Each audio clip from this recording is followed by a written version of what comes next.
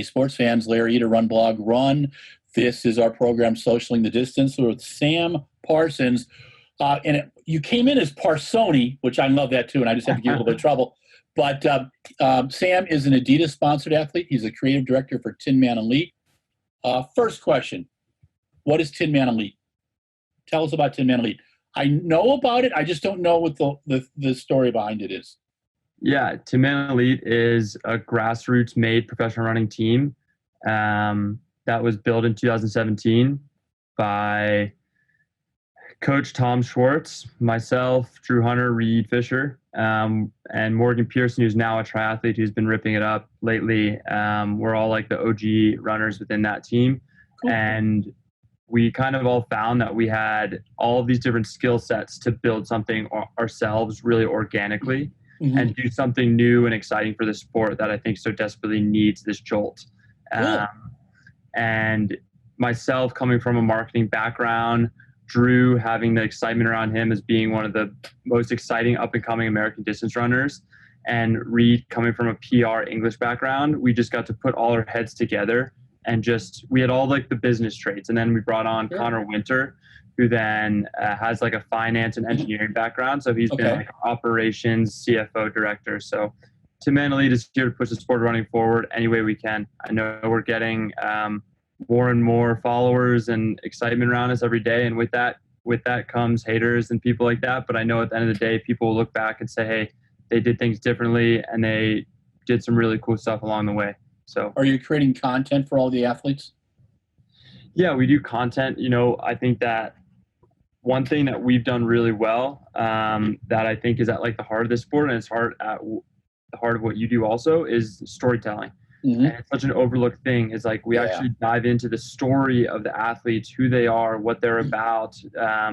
And I always felt as a kid, as a young runner, there was always a disconnect between me and professional runners and who they actually are. Sure.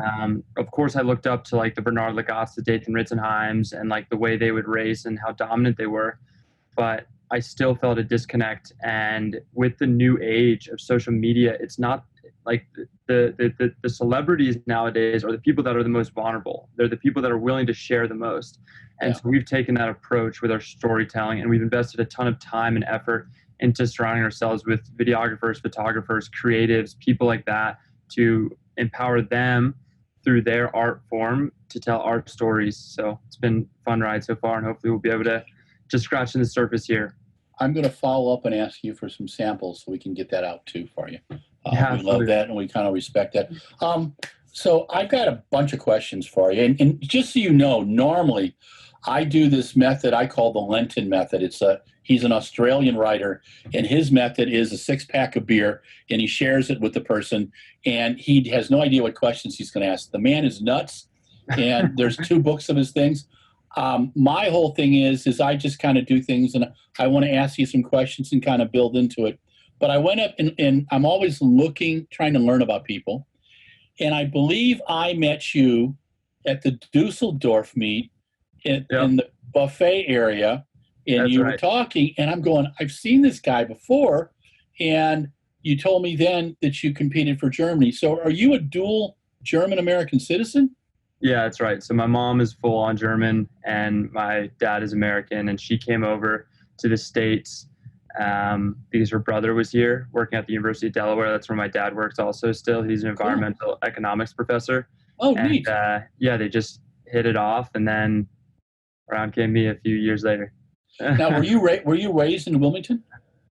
In Wilmington, Delaware. Yeah, I lived in Wilmington in the late 80s. I launched a science magazine there called Sport. No way, really? And then I would go hang out in Newark, and there were great places to run, but I also loved to fly fish, and I would find these tiny little streams to get trout and stuff. I mean, Wilmington was awesome. I remember when Craig Ingalls was my roommate in college, and when I brought him back to Delaware one time over one of these holiday breaks or spring break or something, I took him down to White Clay Creek State Park. Is actually where Kamala Harris took that like video of her like running. Like it was like at that same state park where I run all the time. So that was pretty cool to see. I knew exactly the DuPont building in the background. Oh yeah.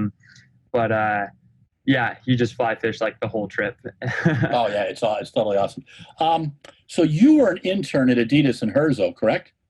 Not in Herzo, in the Portland offices. I've spent a lot of time in the Herzo offices over the past Okay. few years, working with like the designers and the footwear developers there, because that's such a huge passion of mine, is not only push the sport forward from an angle of engagement and engaging like the followers and the people within the sport, but also the products behind it is something I'm so interested in. And during that internship in Portland, I fell in love with the process of how to make a shoe and how to bring it to life, and then how to build a marketing plan around that product and that object to get people excited and to really deliver something that is going to empower them. You obviously met Fabian while you were over there? Yeah, I did. Yeah. He is so amazing. Yeah. I would love to do just a film on him, and just watching him. I've just sat and watched him at track meets and how he's fixing people's stuff and things, and it's kind of like, but I don't want to be invasive, so I'm just kind of like taking my notes and stuff, but it's really fascinating. What was the biggest? Bobby has one of the most ridiculous Adidas shoe collections, like of all time. Like he literally has like a warehouse space in Nuremberg somewhere where he just has like troves of some of the most sacred Adidas shoes ever. It must be worth quite a lot of money. Definitely over 6 figures worth. We have been able to get pictures of some of them, and I will put them up once in a while. But my dream is to go sit over there for a week and have them take us through. Like we went over there and worked. That's my dream too. Oh yeah, it's totally cool. They did a meet in the Adidas Stadium. This is in 16, And I heard about this when I was there. So cool, man. I mean, it's Kenyans on the track, right? Yeah, I mean they had the fastest time in the world for the men's 10. Right? Yeah, and then they did some cool stuff, but it's the first place I saw robot lawnmowers too. They have these robot lawnmowers that go up and down. I mean, it's just craziness, But they have trampolines on campus now. It's just Adidas has always been fun, and that was the brand that I ran in for a while in the 70s and 80s, and it was they did some cool stuff. So you've got PBs at 337 for the 1500, 355 for the mile. 744 for the 3,000, 1322 for the 5, 2843 for the 10. I think you can break 28. What do you think? Yeah, I think so too. I actually haven't. It's funny, the transition from college. I came from Raleigh Geiger, the program at NC State. Sure. Did a lot of K repeats and everything, and I really didn't run any 1500 or miles like throughout college. I ran 3 1500s my whole time in college. And I just focused on the 10K because I was always a cross runner at heart. The essence of cross country has always been something I've gravitated towards, is just that road racing. I've always called myself, as they call some running backs, like I'm a downhill runner, where I'm much better like on the roads and in cross country than I am on a track. And that's something that Coach Schwartz, when I transitioned over to Tim Man Elite, he really was like, hey, like if you want to be here and train with me, like we need to get you competing on world stages. And the only way you're going to get there is by if you can run sub 4 and then some. And you would need to run sub 4 and be strong enough to run sub 4 at the end of the 5K. Yeah. So that's kind of where these first few years of my professional career has been a focus on, is totally changing the runner I am from that 10K college runner, kind of an outsider looking in the NCAA All-American scene. I was like the last guy, second team All-American my senior year. Wow.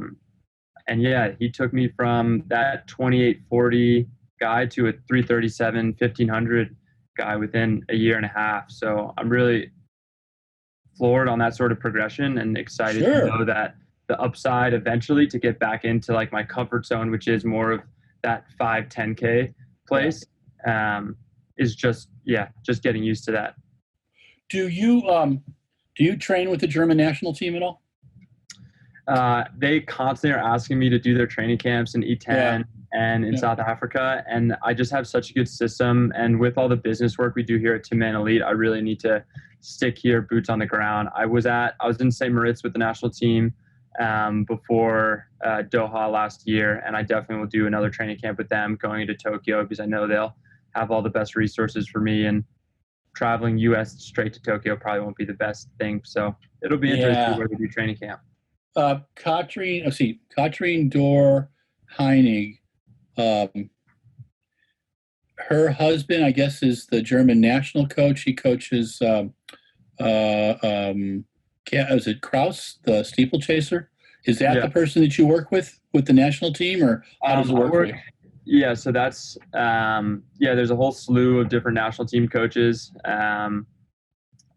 Georg Schmidt was actually the first person on the national team. Oh, wow. That really like got in touch and like recruited and helped me with the whole process, like getting me with Eintracht Frankfurt. Eintracht Frankfurt was the club the German club I run for, and it's like it worked out so perfectly because that's also where my family's from in Germany, right outside of Frankfurt in this small town called Dietz, and they're diehard Eintracht Frankfurt fans, and they were so happy when they saw the first German national championships. I had the Adler, which is this red eagle, like on as like the crest across the chest. So yeah, proud moment for sure. And they were just that much more excited about it all that I was representing Eintracht.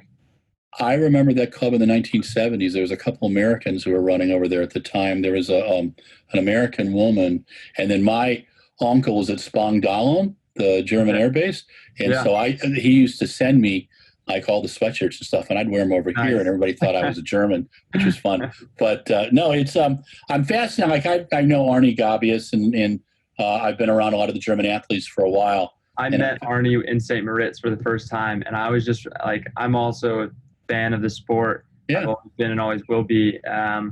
And I saw Arnie running, and I was like on the fields, and at the time I was like in an awful place. Like my Achilles felt awful. I was having an awful day, and then Arnie comes running by. And I didn't even recognize him at first because he was wearing the whole Nike shades and the whole spiel. And he came over to me and was like, "Also, die neue Deutsche is here." And just like kind of just got me all excited and like told me like, "Hey, I'm Arnie." And I was like, "Holy shit, like you're the German marathon record holder, you know, like you're the guy, you're the record that I want to break one day." And we just had that playful banter back and forth, but we had a great run and we ended up training together, like my last week in Doha together. So that was cool. What do you want people to know about you? I want people to know that I don't want to just run fast. Running fast is like one little piece of the puzzle for me. I want to inspire. I want to empower through the channel Tin Man Elite right now. And when I leave this sport, I really hope that people know that I gave everything I had, not just on the track, but outside of the track to make the sport better with the time I was in it. And I know it's something that will be like a lifelong pursuit. What do you want people to know about Tin Man Elite? I want people to know that it's authentic. Everything that we do, everything decision that we make is for the people that are lifting us up. It's for the supporters. It's for the people. It's for the fans. We made a YouTube channel so that people could have access to us in a way that I don't think anyone has ever seen before, outside of maybe a few flow track series that were hugely inspiring to us. Yeah. So yeah. Cool.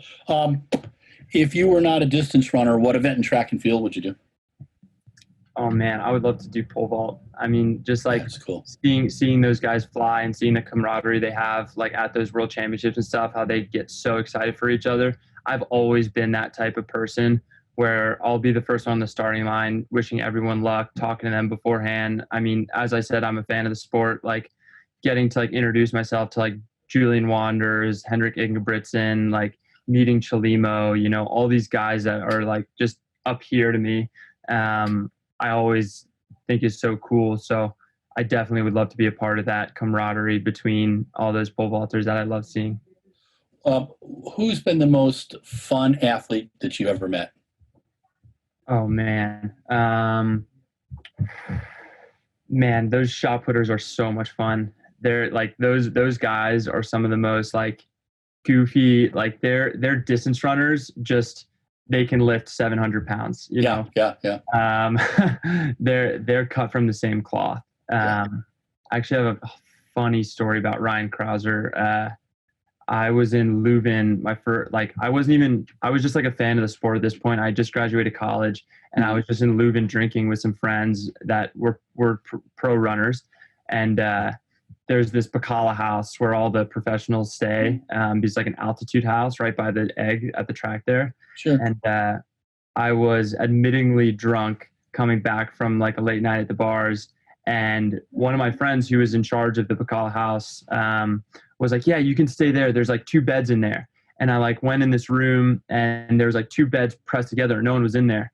And I go in there and I pass out. And about an hour later, Ryan Krauser, this huge guy, comes in. What the hell are you doing in here? And I just lost my marbles and ran out of there. But have not spoken to him, and I don't think I'll ever approach him again because I think he's an intense dude. So. He's got the shot players have got a great sense of humor. I used to go to Hengelo at the FBK meeting, which is always beginning of June, and they do the shot on the Saturday before. Mm-hmm. And the guys after the shot do what they call the Indoor Olympics, and it includes a lot of beer. And then there's darts, foosball, pool, and a couple other things. And it ends with them throwing smaller people across the room, and I just sat there and watched it, and it was one of the funniest things that I got to put it on my schedule. I got to add it to the schedule. Hengelo rocks. Yeah, got to talk to Ray Flynn and get me in now. You got to get Ray. Now Ray is your manager, right? Yeah. Okay, and you straight shoot Ray. Love it. Yeah. Do you guys have a nickname for Ray? We don't actually. I'm surprised that's never happened. Because I've heard some guys call him Father Flynn, and Flynn. Love which it. and there are times when he and I are having conversations. Like I interviewed Molly Huddle the other day, and I reminded Molly that after she set the American record in 2014 in the 5K, I got in a taxi with her and Ray. It was the last taxi out of Monaco. She had been drug tested. She's never really talkative, but she was really talkative this time. Yeah. And Ray was just kind of cracking up the whole time. But does Ray give you advice before races? Oh yeah, for sure. Ray definitely. I mean, Ray was there for me. Like, unfortunately, my coaches couldn't travel with me before like the London Diamond League, and he was there with me the whole time, like giving me advice about the whole scenario and what a Diamond League is like. Like, I had no idea the call room. You have to be there, sitting there for so long beforehand. Like, yeah. I'm used to Peyton Jordan, where I can just run up to the track at the last second and just go. Sure. Yeah. So like, and the intimidation factors of being around these athletes that, yeah, once again, like I've been watching on TV now for so long, and now all of a sudden I'm on the same starting line as them. And just him giving me advice more towards that, and like how to keep a level head, and just the empowering factor he gives. Yeah. And like I said before, he's such a straight shooter. Yeah. Where I remember I shared this story recently on Twitter, actually, with like, I remember I ran 13:29, and at the time that was my first year pro, and my PR before that was 13:50 coming out of college. And I ran 13:29. I was like, oh my gosh, that's it. I'm going to sign a contract. Like, this is it. Like, I thought 13:20 anything was it. Sure. That was the world to me at the time. And Ray gave me a call, and I'm like, here it is. Like, he's going to tell me all about this thing. And I didn't sign with him. He was like, look, I can't get you anything. I'm not going to get you anything.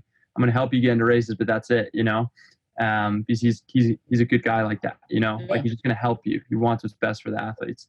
And, I was like, all right, what do you got for me? And he's like, what do you mean? What do I got for you? Like, what do you got for me?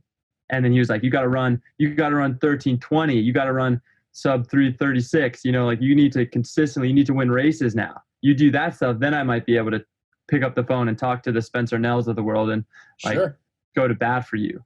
And I was like, oh damn, like he's not one of these agents that is sitting there like, yeah, I got you, stay with me. Like, I got something coming, you know what I mean? Like, it's like, no, like straightforward. And the German in me always respected the hell out of that.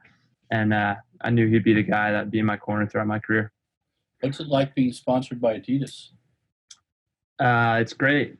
They have been with me since the start. Yeah. I ran in their shoes in college. To them have like this small bit of faith in me. I remember I sent an email out to everyone I could, every little connection I made at Adidas during the internship there. I sent an email out to them saying like, hey, look, I know I'm a party boy. I know this and that, but I promise that if you give me a chance, I'm all in. I'm going to put all that beside me. I'm going to prove it to you. I'm going to make a difference for this sport. And I sent this long thing, and they gave me a little shot. They gave me the littlest vote of confidence that they sent me a kit. And I think I had like a travel budget of like $5,000 or something for that year, so I could go out and go to the races. And that was it. Yeah. And that's all I wanted. That's all I wanted was that little vote of confidence from them. And the fact that I've been able to not only work with them as from an individual standpoint, but them also then seeing the growth that Drew Reed and I put into, and the brand building we put into Tin Man Elite, and to see them investing more and more into our team to bring in like better and better recruits year after year, and to build out this women's team that we're really hoping to form, and we're working closely with them on that now. And that relationship just keeps building. And it's something where Adidas gave me my creativity. I never was a creative before I was introduced to that internship at Adidas. Creativity is truly something that you can learn if you're empowered to do it, if you're challenged to do it, if you're around people that say, what do you think? And they give you that opportunity, that platform. And that's exactly what the people at Adidas has done. And they've never been easy on me. That's the other thing, is like they've been so hard on me, and it's pushed me to my best. Jennifer Thomas, Spencer Nell, Danny Lopez, Olivia, all of them in sports marketing push me so much and come down on me when I do something wrong, that I know then, and I can grow from it, and like, that's something that I've always respected the hell out of them. It's not this thing where they're talking behind my back or doing this and that. Like, they'll come straight to me and be like, Sam, what are you doing with this shirt? Like, what are you thinking? Like, that's not okay, And like, they'll get on me for that. But through that comes growth. Like, through the failures I have and the clarity and honesty that we share together has always come growth. So Adidas means a lot to me from a very personal standpoint, with the growth and the empowerment they've given me throughout my young life so far. Cool. Yeah, we know Spencer Nell, and we know Jennifer Thomas, and my son tells a story about working in Herzo for a little bit, and hearing Jennifer come down the hall, and he knew that someone was about to get their butt kicked. I've been there too. Trust me, I've been there too. And he was just like, Dad, he goes, man, people just like part. It's like the part of the ocean, Oh yeah, and powerful lady. Yeah, no, she's awesome. She's awesome. It also said in here that you got bit by a black widow. Was that when you were a kid? What was the story there? I was once again up to no good too late at running camp, and I was just on my way back home, back to my dormitory, and I was pretty giddy about everything that just ensued before this, and I like had my hand up against like a brick wall, just kind of just high-fiving myself, if you will. And I just felt this little prick on my finger. And like at first I thought it was like a yellow jacket or something that had bit me, because I'm allergic to bees. And then I just slowly was just looking at it, and then just boom, just like I slowly just lost some feeling and like connection with my mind to like send signals to my hand. And I very quickly got on the phone with our coaches that were there.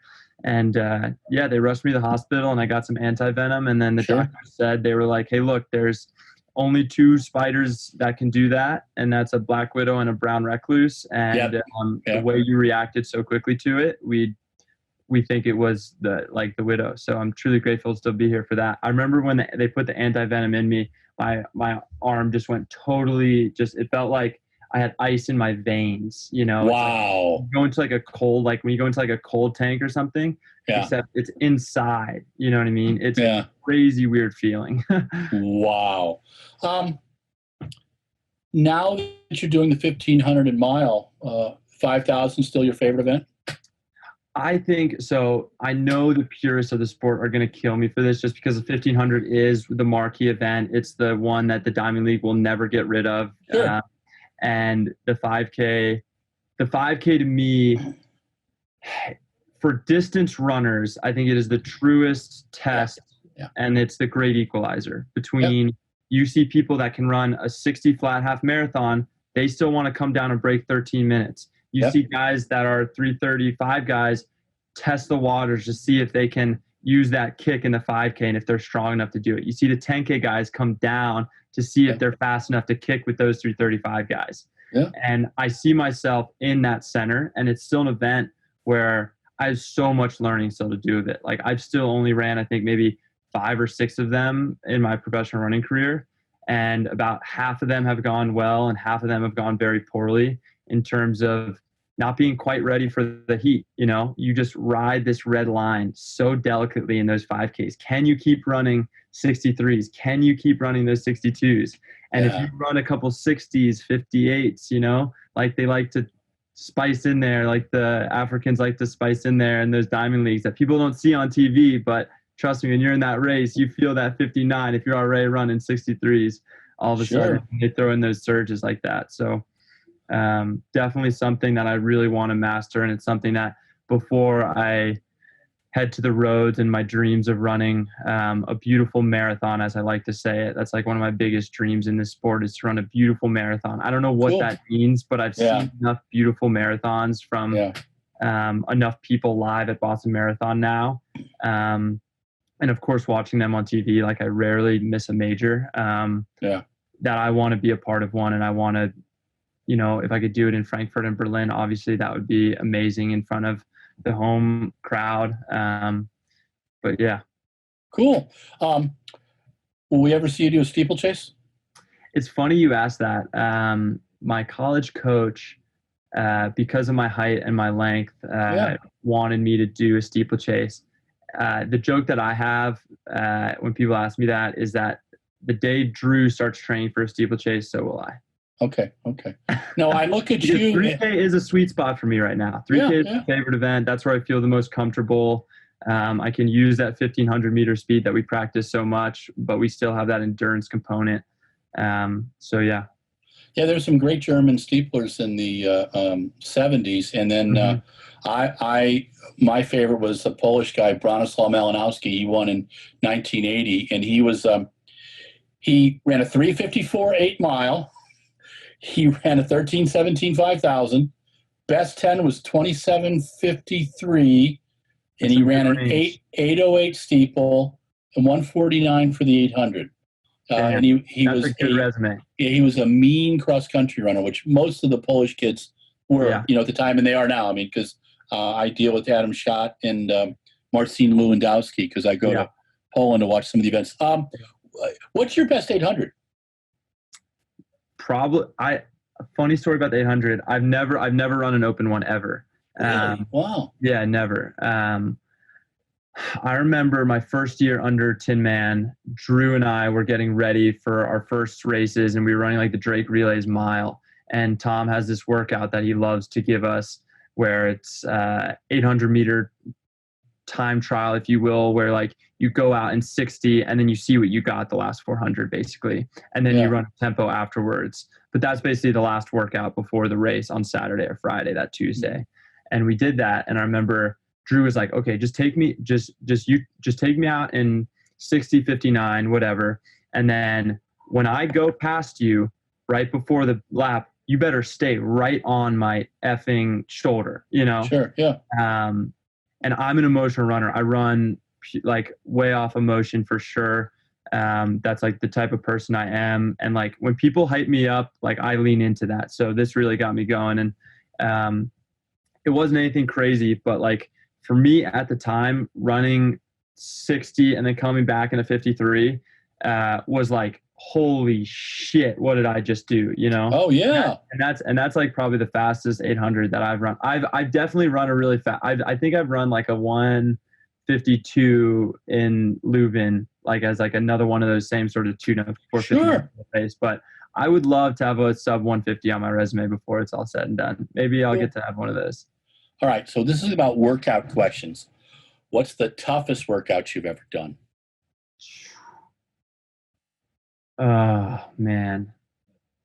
The toughest workout I've ever done in college was definitely 3x3 miles in the humidity early on in college. And we just like, we're just all itching to race. And we just really got after it. I did a workout before Doha where it was 4 by mile, starting at 420 down to 410 in Chiavenna. And then we did 4 by 300 after 42 down to 39. Wow. And the thing Tom loves to do is Coach Schwartz, he loves to, like he doesn't want us to like stop, you know? So it's like a lap jog and however fast and like sometimes he wants us like pick up that lap. Like he wants that 7-minute pace, you know, and then we go right back into it or something. So like he told me, he was like, when you're doing these mile repeats, like I want the lap jog in between them to really be not just like you're in lane 8 going like this, like I want them to be like blatant, but Yeah. those are definitely up there. What is the workout that you absolutely despise, but that tells you that you're ready to race? Do you have a workout like that? Or you seem like a guy who likes most of it, but there's got to be a workout that drives you a little nuts. I always say that when I'm really in shape is when I can do a 6 to 8 mile tempo run with Reed Fisher, our marathon man here at Team Elite, and I can do 600s on the track with Drew. When I can do both of those together in a week, my comfort place is like doing Ks and a mile. Like those are the workouts I love. So when it gets like 600s, where we're running 4-minute pace for 600s at altitude, and then I have to do like a tempo run Tuesday, and then 600s on Friday, and I can run with Reed and then do that with Drew there. That's when I know I'm really ready. And those are both definitely tests for me. Okay. 5 athletes, you're allowed 3 words. Each one of them. Okay. Reed Fisher. Analytical, consistent, loving. Drew Hunter.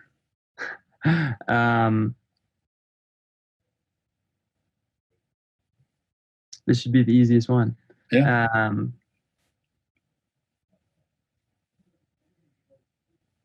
Leader.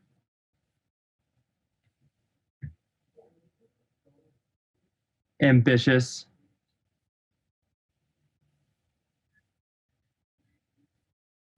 Willing. Okay. Craig Engels.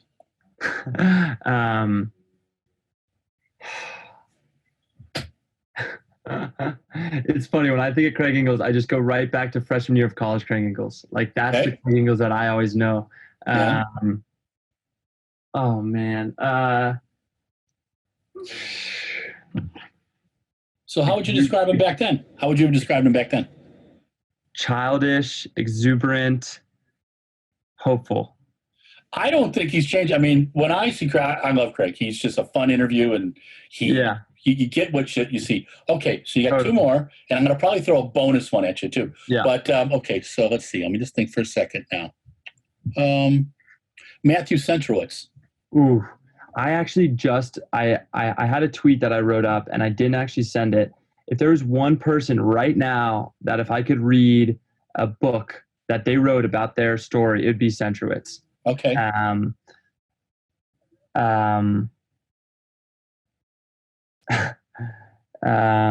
Confident. Okay.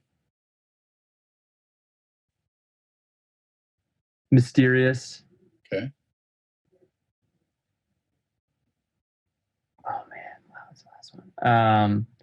Confident, ambitious.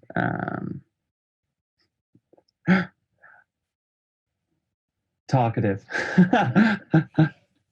Shelby Houlihan. Oof. Fierce, competitive, joyful. Right, Shelby is one of the most joyful people and fierce at the same time. It's so cool. Like I like seeing her on the starting line before Doha, and then seeing her in her hotel room joyful with all the Bowerman girls celebrating together, just like seeing both of those people all in one. It's a cool mix. That's cool. All right, this is your bonus one. Different event. Yeah. Sam Kendricks. Ooh. All-American, friendly,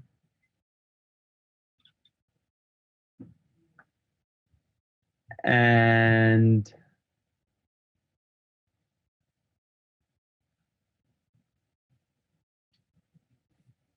I can't think of the last one.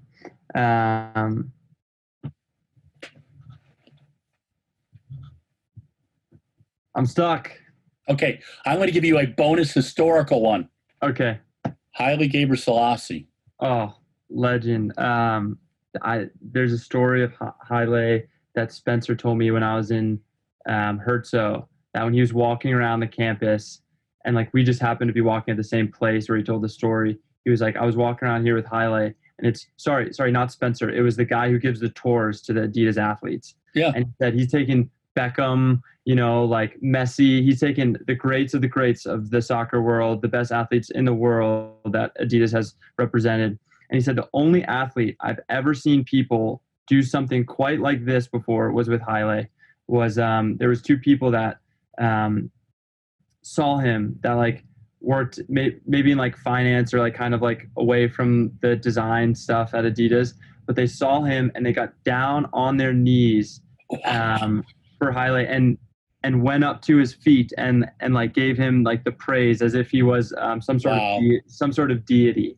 And Haile, of course, being him, I've never met him, dreamed to meet him, but I guess just like lifted them up and just like gave them like a hug, and just was that type of person, So,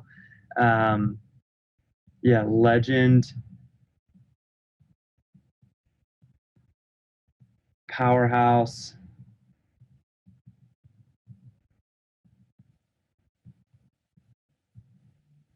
I don't know why, but freedom keeps coming to my head. Like he just ran he ran so free. I feel like when he ran and like the smile that he had and the grit and determination. I think grit would be a great one too, man. Watching that, his 10K when that last lap, the grit he has when he set that world record was just out of this world.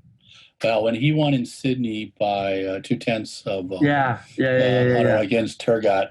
But the one that I loved the most was in 2001 because he was hurt and he held off everybody. There was only Charles Kamathi and him, 200 to go, so he knew he had the silver. And he starts smiling as Charles goes by him, and I'm just going, because he'd only run once that summer, and it never happened. And I'm talking with David Murphy, and I'm going, Murph, what's going on? Why is Haile only? He goes, Larry, he's probably got some injury shit. And I'm going, man, this guy is playing poker at the level to just. But my two top interviews of all times, Emil Zatopek, 9 hours that I'm digitizing right now. Wow. And I spent a day with Haile from 5 a.m. till 6 at night when he set the 25K, the 20, 25K, and 10-mile world records in Arizona. Wow. And he started the day playing pool. And I mean, we talk politics, we talk everything. The guy is so articulate. He just gets it. And it's like what you've been talking about is transcending sport, and that's really important. I think that what you guys are trying to do is so important. And I love seeing you inspired at your, I'm 3 times older than you, at your young age. And that was the thing I think that struck me when I first met you, your smile. And thank you so much. I appreciate that. And then I watched you running a 3,000, man, indoors. And I'm going, I ran a 3,000 on a 160-yard track, dude. 22 laps on it. The night before, Ray ran a 3:55 mile on that track. I held his sweats, and I told him the story 35 years later, and he looks at me and he goes, "Dear God, was I nice to you?" And it was like him, Steve Scott, Ray Wixell, Dave Moorcroft.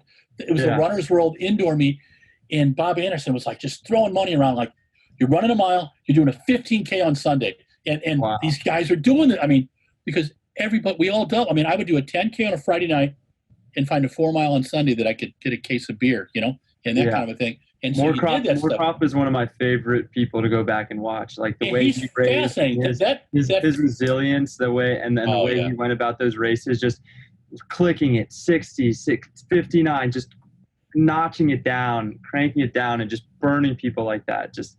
But he was a creature of habit too. Mm-hmm. The club he trained with, they did Sunday 20 milers, and Derek Clayton, who was my boss at Runner's World, told me about meeting David when he was a youngin', like 17, doing these things. And Moorcroft was doing the same stuff at 34, man. But think about that.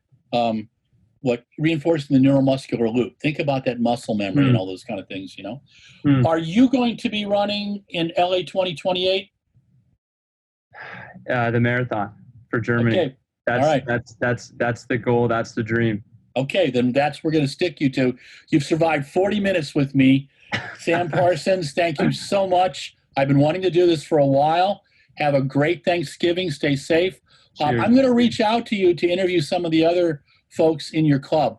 Absolutely. And would really like to learn more about you guys. And, maybe I can, and I'll be seeing you race next spring when it's a little safer.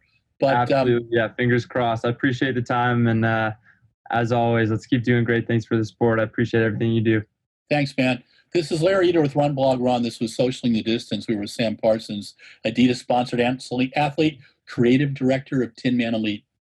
Hey, sports fans, Larry Eder, RunBlogRun. This is the epilogue, or Larry's monologue, for Socialing the Distance, and we featured Adidas-sponsored athlete, creative director at Tin Man Elite, Sam Parsons.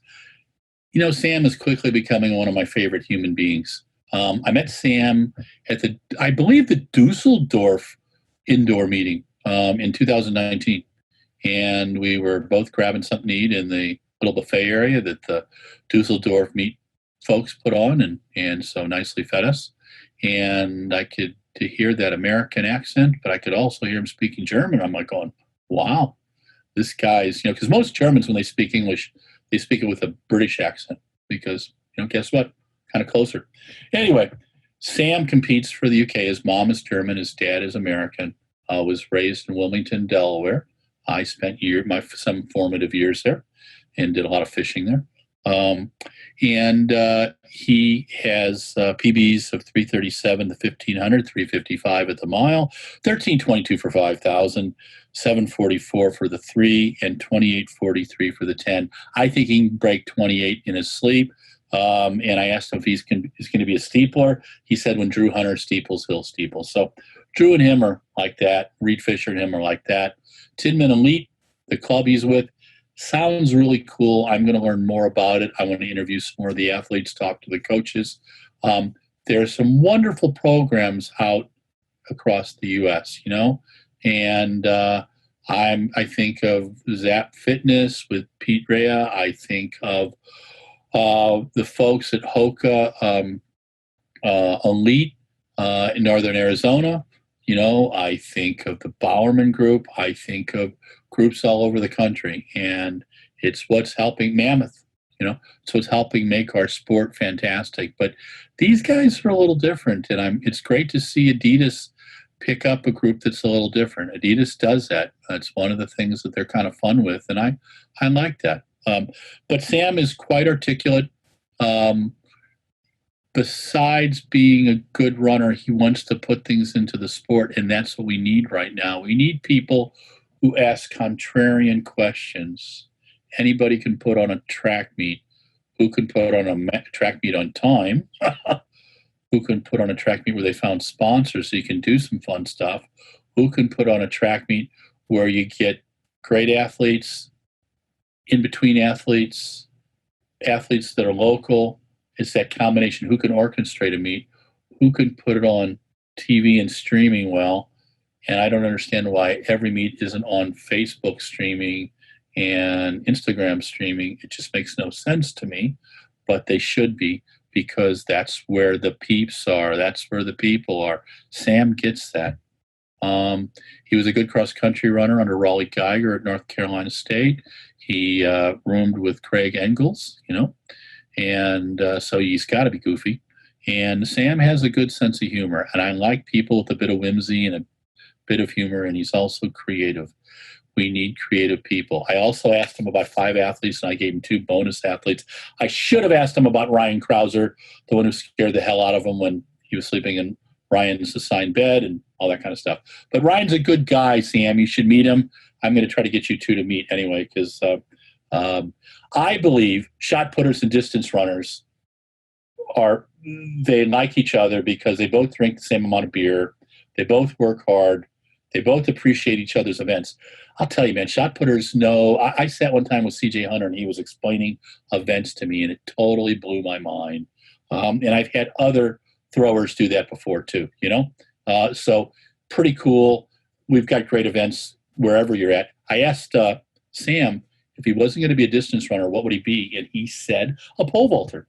And asked him about Sam Kendricks, and he lit up, and he told great stories about Haile Gebrselassie. And of course, yours truly can't, not tell a story too. Sam gets it. It's not about producing the pretty content, and although stuff has to be presented well, It's about storytelling. At the end of the day, we're storytellers. That's why Runner's World magazine in the old days got to my heart. That's why Track and Field News, I can pick up the June 1974 issue, which I have in my office, and read Dick Berkeley's story about when he won this one race and how it was one long orgasm. Okay? So anyway, had to bring that up. But it was great storytelling. Running magazine that Nike, that Phil Knight funded for a couple years, changed my life. I have every copy of that magazine. There was Hunter S. Thompson wrote in it. It just Ken Kesey. In fact, I reprinted a Ken Kesey piece from there, The Summer of Our Discontent, about the 1980 Olympic boycott. One of the finest pieces ever written. Kesey was brilliant in it. He got track and field, but the people who did that magazine knew you needed journos first. You needed people who could write. Then you could show them about track and field, okay? That's what Kenny Moore was. He was a writer first, and then we got these brilliant stories about La Sevier training during the winter, about other athletes and stuff like that. Kenny Moore got it. There's athletes that get it. There's writers that get it. Sam gets it. I want to see him run some fast times too for the Germans. He says in 2028 he's going to be competing in the marathon for Germany, and he's going to run that beautiful marathon. What is a beautiful marathon? Don't know. And that's what's cool about it. We're going to have to wait to see him develop. And I think that's really, really cool. Sam Parsons, thank you for making my day. Thank you for reinforcing why I do what I do, which is I love the sport and we have a lot of fun with it. And I really can't think of an athlete that's a complete asshole. Most of them, 99.9%, I love. I learn something new every time you talk with somebody, but you got to keep your little noggin open, okay? And that's the important thing, whatever age you are. So I can hear Mike Deering going, Larry, you're at 9 minutes. Okay, so Mike Deering is our producer, and I don't know how Mike keeps me under control without, a lot of medication, but he does. This is my third iced coffee of the day. I make my own. And you know what? I'm going to watch some Russian TV tonight or some Swedish mysteries. Anyway, thank you, everybody, for following Socialing the Distance. If you love RunBlogRun, if you like RunBlogRun, like us on Twitter, Facebook, and Instagram. If you love us, subscribe on the YouTube, okay? Thank you, Mike Deering, our producer, for dealing with this and dealing with my crap. And thank you, everybody, for enjoying our programming. And Sam Parsons, a.k.a. Parsoni, on his Zoom thing. Sam, thank you. You made me smile, and you reminded me how great the sport is because of our athletes and the people's spirit. Your spirit really is there, man. Okay, thank you very much. Have a great evening. Talk to you soon.